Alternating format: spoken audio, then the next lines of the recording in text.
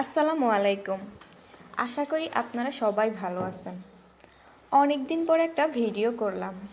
এখানে আমি ডিমের সাদা অংশটাকে ফোম করলাম।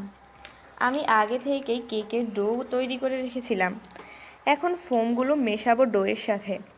ভালোভাবে মেশানো হয়ে গেলে মাইক্রোওভেনে কেক বসাবো। অনেক দিনের স্বপ্ন ছিল মাইক্রোওভেন কেনার। কিনবো বলে কিনাই হতো না। আজ কিনেই ফেললাম মাইক্রোওভেন। এই প্রথমবার মাইক্রোওভেনে কেক বসালাম, তাই আপনাদের সাথে শেয়ার করলাম। কেকটা দেখতে যেমন সুন্দর, খেতেও টেস্ট। এই যে দেখেন, কেকটা কত সুন্দর হয়েছে। খুব ভালো একটা সুঘ্রাণ আসতেছে। আমার তো এখনই খেতে ইচ্ছে করতেছে।